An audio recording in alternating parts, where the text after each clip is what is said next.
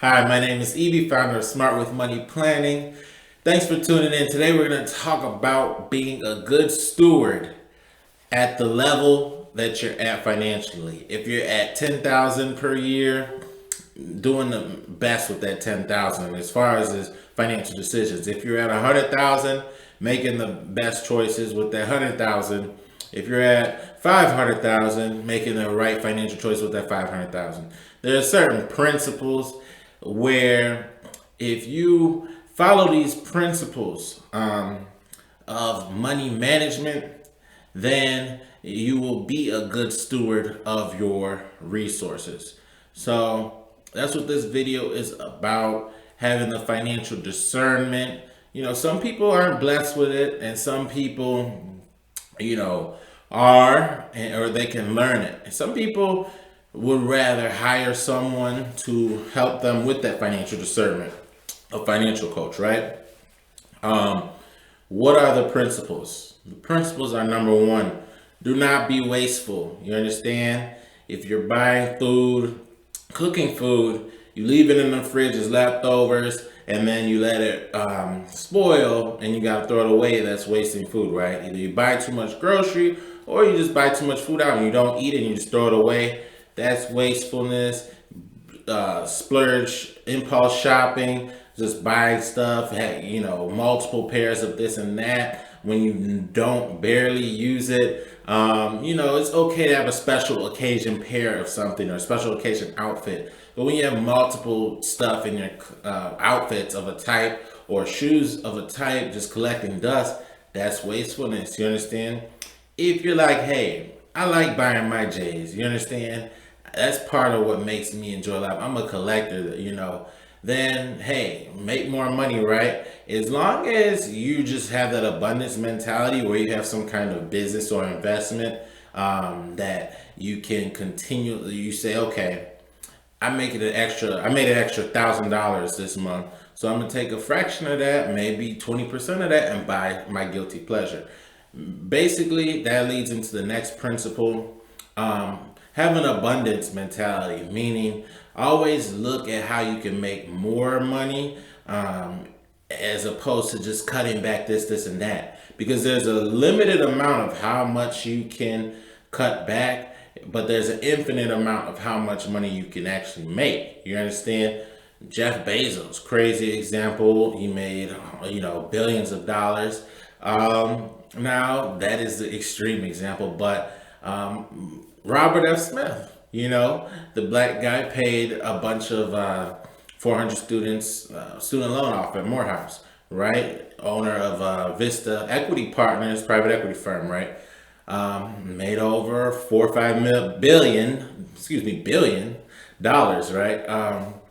My point is, you don't know. Tap into your special skill and optimize it, make it better, improve it, put in that work, make it the best it could be, and then have the right guidance and execution to get it distributed. Whether that's a skill of singing, performing, whatever, or whether it's you're just really smart in a certain area, you're a consultant, or you know how to sell something. Get out there and get in front of more people and sell more of it, right? My point is, have an abundance mentality. Don't be wasteful. Have an abundance mentality. That's the balance. And then also keep good records, financial records. Obviously, your bank account's going to keep records of your transactions. But if you're just doing everything in cash, then you're trying to eventually go back and track what you spent money on. It's going to be a lot harder if you were paying for a bunch of stuff in cash rather than you're using your card, electronic means. So keep good records, because what they say is, if you can measure it, you can improve it. But if you can't measure it, how could you improve it? Because you don't know what level it's even at, whether it's gonna to compare to the next, if it's better or worse, right? So you got to be able to measure where you're spending money. So basically, what am I talking about? A budget and a plan. Something I help people with as a financial coach, financial planner, CPA. Now, what is that experience like? You know, you never had a financial plan, but you want to be smart with your money. You want to make the right financial decisions. You want to be a good steward of your resources. Well, we talk. I get to know you. You get to know me, and I say, "Hey, what are your goals?"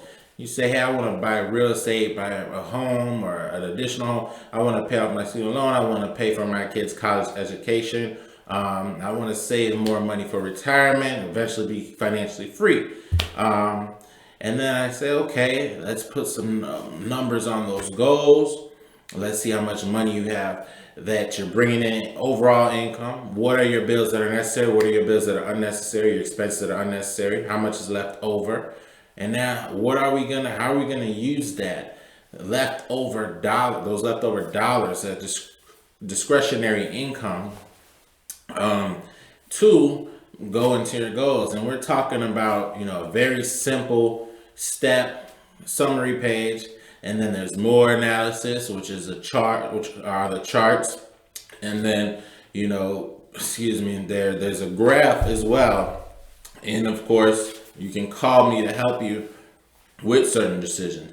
Even if you already have a financial advisor, hey, a lot of people have been taken to the cleaners by their financial advisor.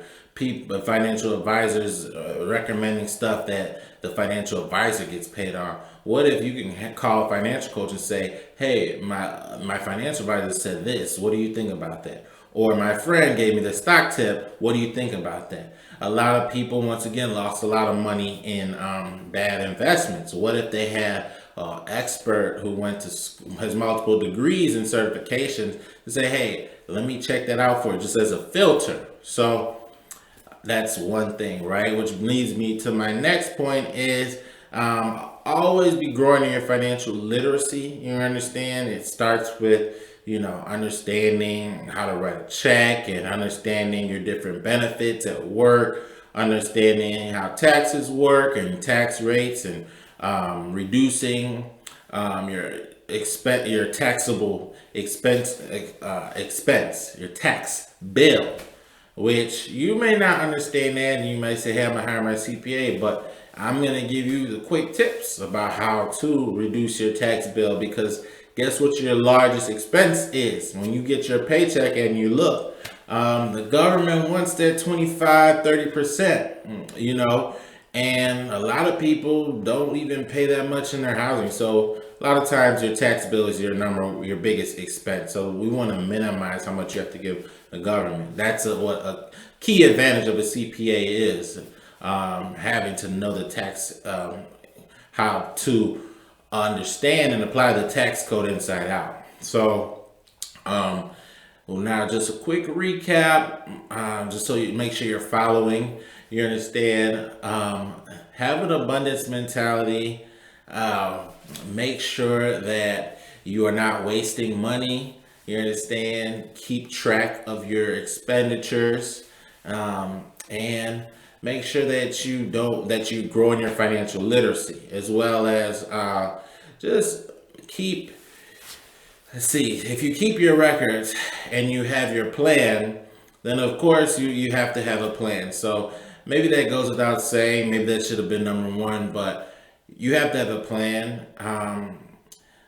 The truth is, you can avoid wasting money, have an abundance mentality, and also measure your financial expenses without having a financial plan, a formal financial plan.